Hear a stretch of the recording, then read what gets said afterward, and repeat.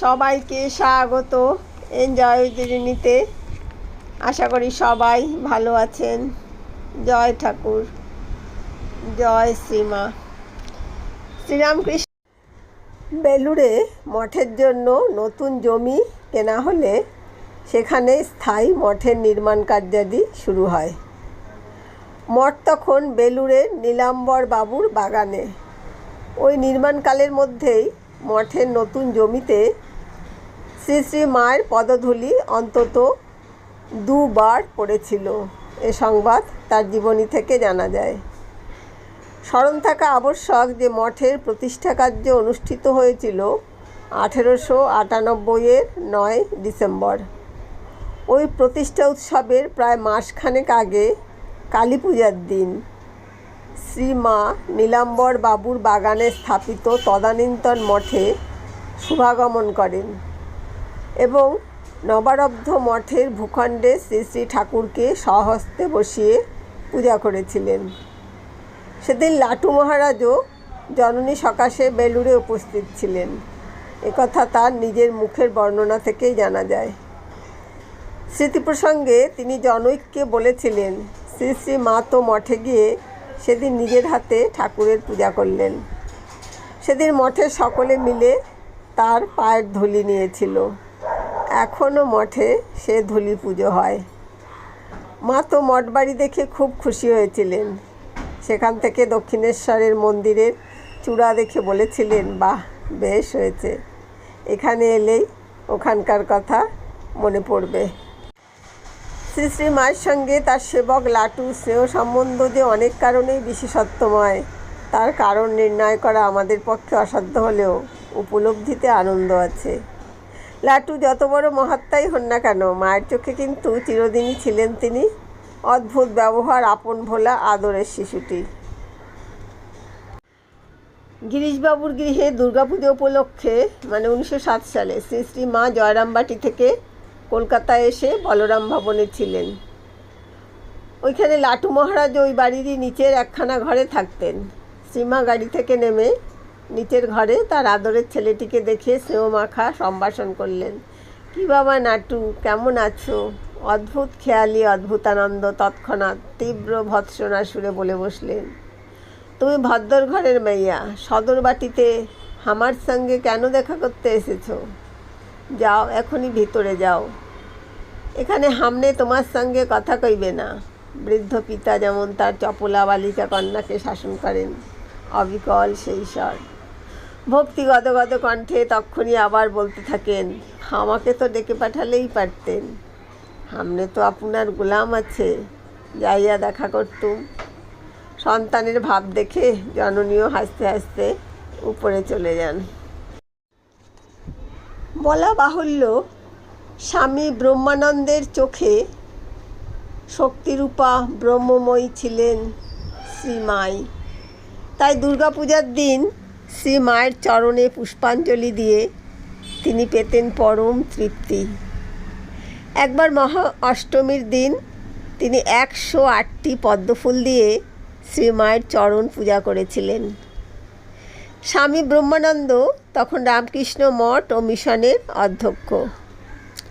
দুর্গাপূজার সময় শ্রীমা বেলুড় মঠে উপস্থিত হতে না পারলে তিনি পূজা সম্পূর্ণ জ্ঞান করতে পারতেন না। আর কোনো উৎসব উপলক্ষে শ্রীমায়ের শুভাগমনের সঙ্গে সঙ্গে মঠে আনন্দের সাড়া পড়ে যেত, বিশেষত মঠাধ্যক্ষ স্বামী ব্রহ্মানন্দের হৃদয়। এ সম্পর্কে একটি সুন্দর বিবরণ দিয়েছেন স্বামী অমৃতানন্দ। বিবরণটি এই: এক বৎসর ঠাকুরের সাধারণ উৎসবের দিন সকালবেলা শ্রী শ্রী মা স্ত্রী ভক্তদের লইয়া মঠে আসিয়াছেন। মহারাজ গেটে দাঁড়াইয়া মহামাই কি জয় রবে অভ্যর্থনা করিয়া তাহাকে মঠের ভিতর লইয়া গেলেন। মা উপরে গিয়া ঠাকুরকে প্রণাম করিলেন এবং নামিয়া আসিয়া মহারাজের প্রার্থনায় ঠাকুর ঘরের সিঁড়ির প্রায় 8 হাত দক্ষিণে আসনের উপর দক্ষিণমুখী হয়ে দাঁড়াইলেন। মহারাজ মার পাদপদ্মে পুষ্পাঞ্জলি দিয়া কম্পিত হস্তে রোমাঞ্চিত কলেবরে ঘণ্টা ও পঞ্চপ্রদীপ দ্বারা আরতি করিলেন। মহারাজের আদেশে সাধু ভক্তগণ দুই সারি হইয়া হাঁটু গাড়িয়া বসিলেন এবং করজোড়ে সর্বমঙ্গল মঙ্গলে ইত্যাদি স্তব পাঠ করিয়া মার পাদপদ্মে পুষ্পাঞ্জলি দিয়া প্রণাম করিলেন। মা তখন চিত্রাবৃতার ন্যায় দাঁড়াইয়া মুখের ঘোমটা খানিকটা উপরে উঠিয়াছে। মহারাজ তাহার সম্মুখে করজোড়ে পূর্বাশ্ব হইয়া হাঁটু গাড়িয়া বসিয়া চক্ষে ধারা। সেই দিন মহারাজ বালকের মতো হইয়া গিয়াছিলেন। 3টের সময় দেখা গেল বহু লোক উপরে উঠিবার চেষ্টা করিতেছে, আর তিনি 2 হাতে তাহাদিগকে আটকাইতে গিয়া গলদঘর্ম হইতেছেন ও বলিতেছেন, না না, যেতে দেওয়া হবে না, মার কষ্ট হবে। লোকগুলি তাহার কথা না শুনিয়া ঠেলাঠেলি করিতেছিল।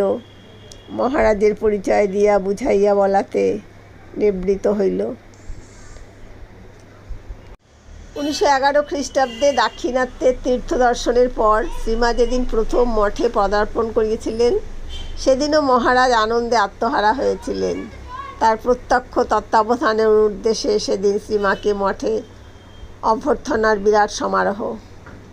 এ সম্পর্কে স্বামী গভীরানন্দ লিখছেন, মঠের প্রবেশদ্বারে মঙ্গল ঘট ও কদলী বৃক্ষ স্থাপিত হইল এবং পথের উভয় পার্শ্বে শতাধিক ভক্ত শ্রেণীবদ্ধ হইয়া করজোড়ে দাঁড়াইলেন।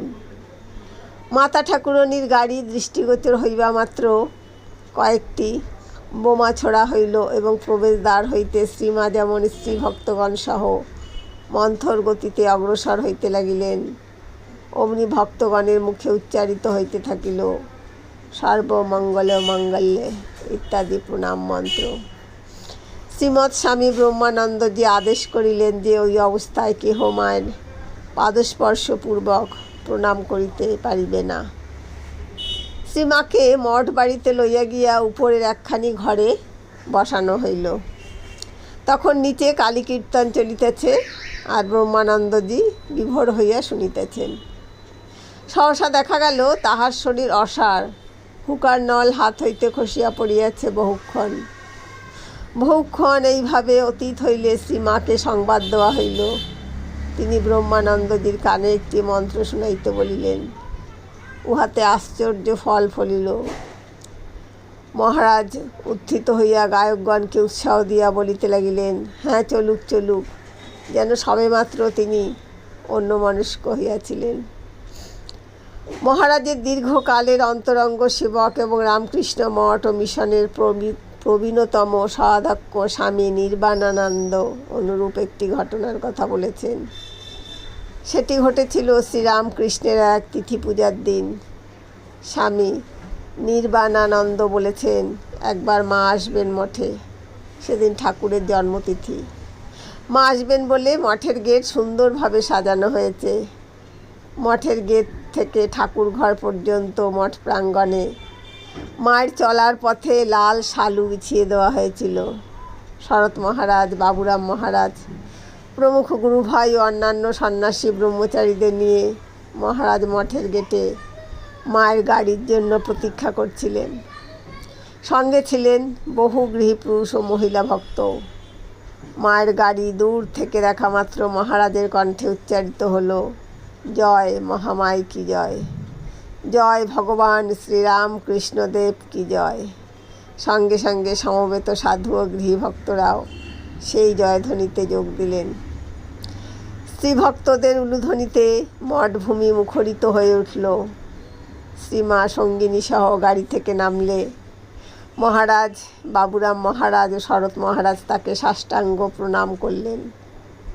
শ্রীমা সঙ্গিনী সহ লাল শালুর ওপর দিয়ে হেঁটে চললেন ঠাকুর ঘরে। সেখানে মহারাজের নির্দেশে শুকুল মহারাজ শ্রীমাকে ঠাকুর ঘরে সিঁড়িতে ওঠার মুখে আরতি করলেন।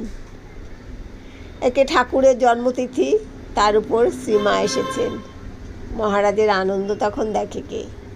চঞ্চল বালকের মতো এদিক ওদিক ছোটাছুটি করছেন তিনি। কিছুক্ষণ পরে মঠবাড়িতে আন্দুলের কালী কীর্তন আরম্ভ হলো। বাবুরাম মহারাজ মহারাজকে ধরে নিয়ে এসে গানের আসরে বসিয়ে দিলেন। গান তখন খুব জমে উঠেছে। দেখা গেল মহারাজ উঠে দাঁড়িয়ে গানের তালে তালে মনোহর নৃত্য আরম্ভ করেছেন। ভাবাবিষ্ট অবস্থা, নিজেকে সামলাতে পারছিলেন না, প্রায় পড়ে যাচ্ছিলেন। শরৎ মহারাজ ধরে ফেললেন এবং বসিয়ে দিলেন। বসে বসেই গানের সঙ্গে সঙ্গে মহারাজের শরীর নৃত্যের ভঙ্গিতে দুলতে থাকলো। আধ ঘন্টার বেশি সময় চলে গেল। বাদ্য গান ফিরে না আসায় সবাই চিন্তিত হয়ে পড়লেন। মায়ের কাছে তখন খবর গেল। মা মহারাজের জন্য থালায় করে কিছু প্রসাদ পাঠিয়ে দিলেন। গুরুভাইরা সেই প্রসাদ গ্রহণের জন্য মহারাজকে অনেকবার গায়ে হাত দিয়ে বাহ্য চেতনা আনার চেষ্টা করলেন, কিন্তু কোনো ফল হলো না। মায়ের কাছে আবার খবর গেল। মা তখন স্বয়ং সেখানে এসে মহারাজের গায়ে হাত দিয়ে কোমল স্বরে বললেন, ও রাখাল, প্রসাদ দিয়েছি, খাও। সে স্পর্শ এবং আহ্বানে যেন মন্ত্রের মতো কাজ হলো। ধীরে ধীরে চোখ মেলে চাইলেন মহারাজ। যে দেখেন তার পাশে স্বয়ং মা। চমকে উঠলেন মহারাজ। সর্বশরীর তার রোমাঞ্চিত হয়ে উঠল। তিনি ব্যস্ত হয়ে মাকে সাষ্টাঙ্গ প্রণাম করলেন। মা তার হাত দুটি ধরে রাখলেন সন্তানের মাথায়। মিষ্ট স্বরে বললেন, বাবা প্রসাদ খাও। মহারাজ জড়ানো কণ্ঠে বললেন, হ্যাঁ মা, এই যে খাবো। সন্তানকে প্রকৃতিস্থ দেখে মা উঠে গেলেন। মহারাজ তখন প্রসাদ গ্রহণ করলেন।